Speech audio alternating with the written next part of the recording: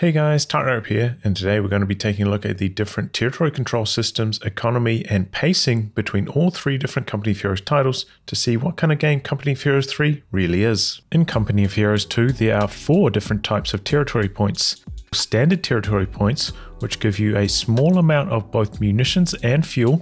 Munitions points, which give you a large amount of munitions.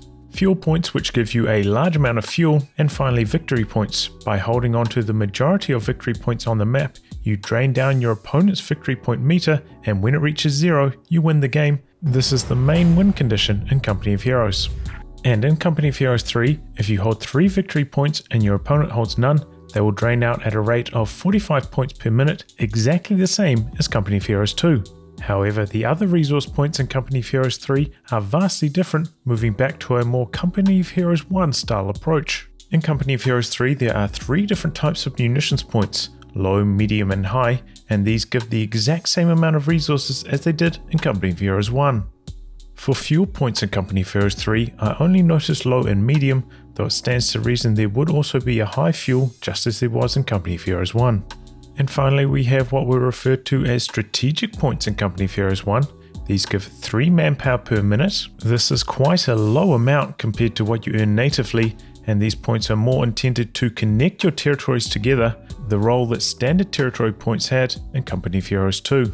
So when comparing the amount of resources you gain per minute between the two games, here we have the Company of Heroes 3 map Cliff Crossing, and I have captured slightly over half of the map. And comparing this to the Company of Heroes 2 map Crossroads, where I've captured 1 standard territory point above half of the map, the amount of fuel and munitions per minute between the two games is almost identical. However, when it comes to manpower, Company of Heroes 3 gains plus 20 manpower per minute. This is with 2 strategic points captured in Company of Heroes 3, which should account for 6 of this difference, but either way that's a 7.5% manpower increase over Company of Heroes 2, which is actually quite significant. Here is another Company of Heroes 3 map that I've captured half of, this one called Rural Castle. Compared to the Company of Heroes 2 mainstay Holodny Firma, this one actually has 10 standard territory points instead of 12 like Crossroads, so a slightly lower resource map. The COH2 map gives 3 more munitions and 2 more fuel per minute, but this time it actually gives less manpower, and this is in spite of holding 2 strategic points giving plus 6 manpower. This time the army sizes are slightly larger, so it looks like the manpower tax with army size has been reworked for Company of Heroes 3. And indeed you start with 10 manpower per minute more in Company of Heroes 3, and then at full pop cap 100 of 100 you have 14 manpower per minute more in Company of Heroes 3. So what caused the result where Company of Heroes 3 actually had lower manpower in the previous example? When you play as US forces in COH3, when you reach your pop cap limit, your manpower income is greatly reduced, whereas if you play as Brits, your manpower income remains very similar to what it is in Company of Heroes 2. Here are the 2 COH3 factions side by side, and you get 55 manpower per minute more as Brits with a full army size than you do as US forces. The reason for this difference seems to lie in the Casualty Support Center, where you can upgrade your troops to reduce their reinforcement cost. However, this may be bugged at the moment, bringing riflemen down from 21 reinforcement to 10. Another upgrade in the Casualty Support Center, Advanced Logistics, decreases the upkeep of your infantry. With the above army, here is the before and after of this upgrade. I get a 42 manpower per minute bump and a decrease in population cost by 4. Here is a 28 popcap army without this upgrade, and you can see the increase in manpower is quite significant. These upgrades seem like they will be very tough to balance, and they also make it difficult to do analysis and comparisons between the different games, so I will largely ignore them and use the British manpower economy instead. Company of Heroes 3 also has a triage system where your medics run out onto the battlefield and pick up wounded soldiers. These recovered troops then reinforce your squads back at base for free. So stacking that on top of the already much higher manpower income you receive in Company of Heroes 3, and this should mean you have way more manpower to play with late game than you did in Company of Heroes 2. Now adding Company of Heroes 1 to compare, you start with a lower amount of manpower income. At 60 pop cap, you have 173 manpower per minute, more than at the pop cap limit of either of the other two games. And then at 104 pop cap, you have 146 manpower per minute, though this scenario is almost impossible to achieve in a real game, since in Company of Heroes 1 your pop cap limit is tied to the number of connected territories you own, and this requires you to own the entire map.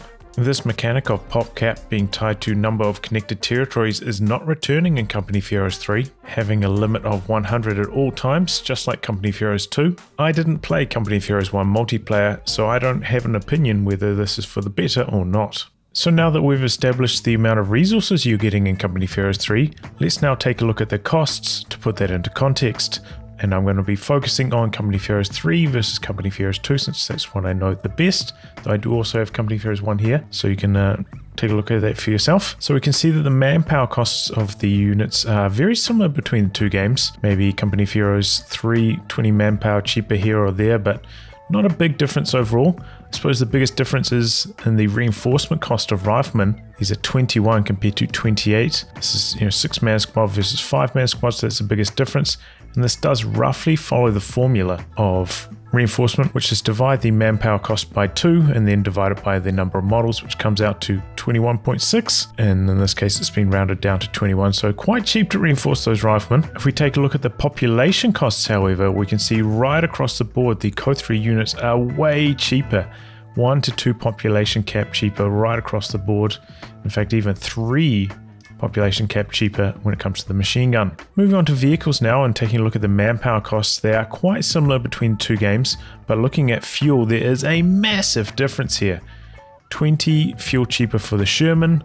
I mean, the Jackson versus Hellcat, I'm not exactly sure. Maybe the Hellcat's more of like an M10 comparison in Company of Heroes 2, but yeah, like less than half the cost.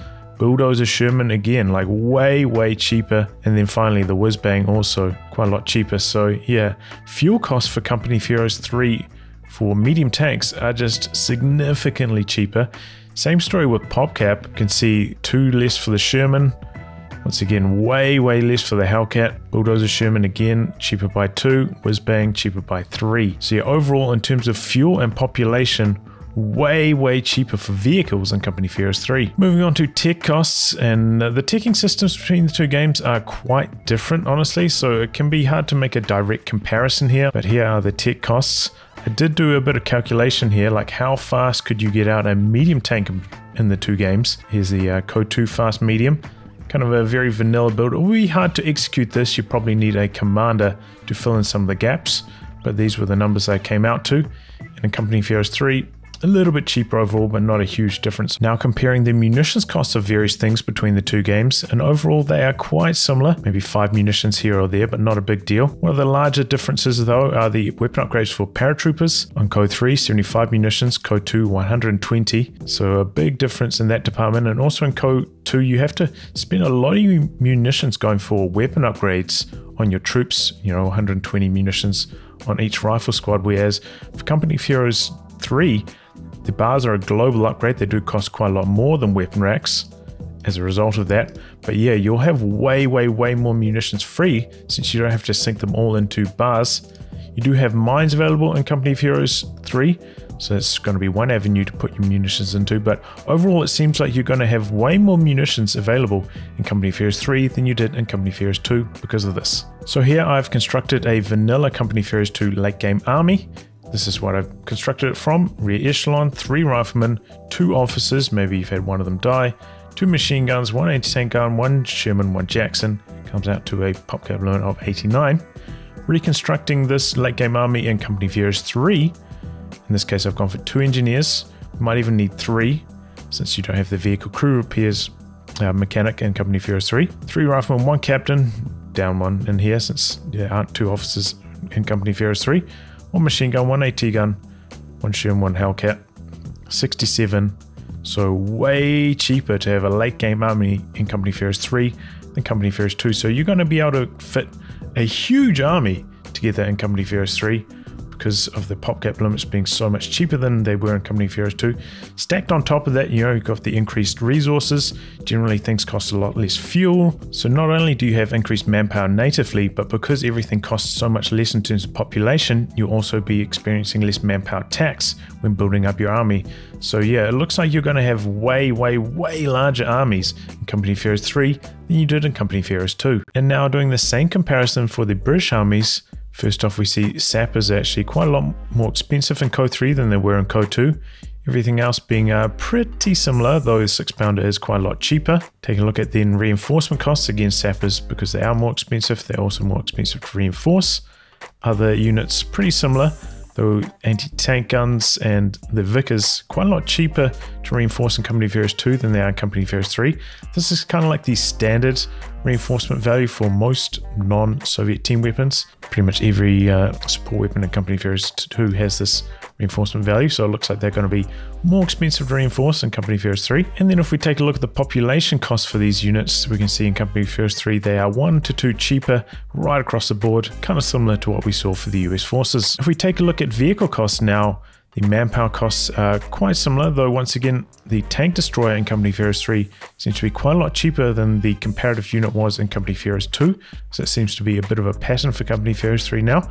Taking a look at fuel costs again, medium tanks again about 20 fuel cheaper than they were in Company of Heroes 2. Tank destroyer, similar story, 20 fuel cheaper. And heavy tanks, the Churchill, way cheaper, 45. And this isn't even like the ultimate heavy tank in Company of Heroes 2, maybe that's the Crocodile, which is 230 fuel. So looks like tanks are going to be very cheap in Company of Heroes 3 right across the board. And then finally for PopCap, we can see the Sherman, 4 PopCap cheaper than the Cromwell, the Company of Heroes 2 equivalent. And similar story for the Archer, 4 PopCap cheaper. And same story for the Churchill, 5 PopCap cheaper, even though you may argue that Churchill is overcosted in terms of population in Company of Heroes 2. But either way, right across the board, population costs for tanks in Company of Heroes 3 are so much cheaper than they were in Company of Heroes 2. Here are the ticking costs of the two games, and once again, because the ticking systems are so different, it can be hard to do a direct comparison here. Once again though, I have compiled a fast medium type strategy. Company of Heroes 2, here it is, and arrives quite quickly. 460 manpower, 145 fuel compared to what we saw with US forces, 40 fuel earlier. Though with Brits and CO2 you typically invest more into side tech, I would say, with the bolster, weapon racks, AEC.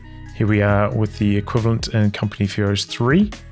Barracks, armor platoon, medics, and so it works out to be a very similar cost in terms of fuel, a little bit more in terms of manpower. So now taking a look at the munitions costs of various abilities, and once again there's only a 5 munitions difference here or there, not a huge change overall. Perhaps the most notable, anti-tank grenades are going to be 5 munitions more. Same story for grenades. It also appears that maybe the big late game commander abilities at the moment are going to be quite a lot cheaper than the equivalents were in Company of Heroes 2. But yeah, overall not a huge difference in munitions costs between the two games. And here is a vanilla late game army in Company of Heroes 2. 2 Royal Engineers for repairs, 3 infantry sections, 1 machine gun, 2 anti-tank guns, 1 Cromwell, 1 Churchill. Went for the Churchill in this case for the more direct comparison between the two games. And that comes out to 87 PopCap. Rebuilding that in Company of Heroes 3 brings it down to 64 PopCap. So once again, Company of Heroes 3 has a much lower population cost for a late game army compared to Company of Heroes 2, and this plays out for both factions. We can see the army sizes for CO2 very similar, 2 cost cheaper for the British than the US forces. Similar story for the CO3 equivalents. It's very interesting. Company of Heroes 3 population costs are way lower, so it looks like they want you to have much larger armies overall. So to get an idea of the pacing of Company of Heroes 3, here are the capture and decapture times of various territory points in all 3 games. Company of Heroes 2 has a relatively simple system where the decapture time is 2/3 of the capture time. Company of Heroes 1, the decapture time 5 seconds faster than the capture time, the exceptions to this being strategic points, which are the same, and victory points, which are half. Company of Heroes 3 overall has a much more confusing decapture and capture time system, where all resource points have a flat 20 seconds to capture, and the decapture times being a hodgepodge of different values. On first glance, you may look at the median munitions point for Company of Heroes 3, which gives 10 munitions to the 11 of the munitions point in Company of Heroes 2, and the decapture time and capture time are significantly faster, so you may think that this makes Company of Heroes 3 a faster game, but that is not the case. If we take a look at how long it takes to capture half the map in the different games, here we have Rural Castle versus Kolodny Firma. For Company of Heroes 2, you capture 5 standard territory points, 1 munitions, 1 fuel. Here are the capture times, and here are the decapture and capture times combined. They'll take you 135 seconds to capture half the map at the start of the game. For Rural Castle, the same equivalent, you now have 2 of all these various points, and that takes 150 seconds. So it's actually a little bit slower than Company of Heroes 2 to capture half the map, in spite of what the points look like. And this is because of the disproportionate amount of standard territory points in Company of Heroes 2, which are relatively quick to capture. But now if we compare this to the Company of Heroes 1 map Langras, not a perfect comparison since it doesn't have completely symmetrical resource layout, so it's hard to do an exact halving of the map. But as a quick example, I think it is a stark comparison. Here it takes 290 seconds, nearly twice the time that it took in Company of Heroes 3. And a similar story when you add the capture and decapture times together, nearly twice the time it takes to capture the map compared to Company of Heroes 3. However, those values were not taking into account capping speed bonuses, which are extremely rare in Company of Heroes 2, but quite widespread in Company of Heroes 3. Here we see the infantry section capping a medium munitions point much quicker than the engineers do. Other units that I noticed who had a capping speed bonus were Riflemen and the Scout for US Forces, so taking this into account, the pace of Company of Heroes 3 might even be slightly higher than it was for Company of Heroes 2. However, I don't think the system is ideal for Company of Heroes 3, since the capture time for the higher resource points are identical to the lower ones. They are going to be much more hotly contested and proportionally much more important. I quite like the system in Company of Heroes 2 where the decapture time is significantly faster than the capture time. This means that when you have a squad in your enemy's territory, you can quickly do quite a lot of economic damage to them by decapturing a lot of territory. And this is very helpful because when you're in your enemy's territory, you have a longer retreat path, so you are much more likely to get wiped. So it's kind of a risk-reward paying off here. But this is not evident in Company of Heroes 3 at all, where the decapture times are very, very similar to the capture times. So those kind of aggressive plays where you're in enemy territory are not going to be rewarded quite as nicely. It's also worth looking at how you capture territory in Company of Heroes 3, which uses the Company of Heroes 2 system, where you simply need a squad inside the capture circle, and then it will automatically start capturing. During this time, the capturing squad can do anything. It can move around, plant mines, apply medkits, build sandbags, so on and so forth, as long as they stay inside the capture circle. Whereas in Company of Heroes 1, you have to give a capture order on the point and then stick to it if you want to capture the territory, meaning you can't move around, plant mines, etc. Also, one model will be tied up in the capturing process, meaning they will be unable to fire back if any enemies come along. I was also looking at the scale of the Company of Heroes 3 maps and thus how quickly you could accumulate territory, because even though these are technically campaign maps, they often end up in the multiplayer rotation when the game launches. And then comparing that to a couple different Company of Heroes 2 maps, however I feel that the sector layout of the CO3 maps are too unrealistic to what we'll see in multiplayer to make this worthwhile. Also related to the game pace is how quickly you can produce units and tech, and here we have a comparison between Company of Heroes 3 and 2, and we can see that the unit training times are roughly quite similar. The exception to this is in the support weapon department. In Company of Heroes 3 it takes a lot longer to produce your support weapons, especially the anti-tank guns, and this is reflected as well for the British faction. And then when it comes to teching times, things do look roughly similar between two games, which have vastly different tech structures. Also worth noting though, there are a lot more pieces of side tech hidden in US forces under those support centers. So there you go. At first glance, you can really see the influence of Company of Heroes 1 on CO3, but when you peek under the hood, it seems like it's going to play more closely to Company of Heroes 2, but with a few major differences. You're going to have more manpower. The population cost is significantly lower, so you should have much larger late game armies. And then there's that convoluted teching and economy system for US forces. And as somebody who was involved in balancing Company of Heroes 2, I really hope that they can pull that one off. As always, a huge thank you goes out to my Patreon backers. And if you enjoyed this video, I hope you consider coming on board.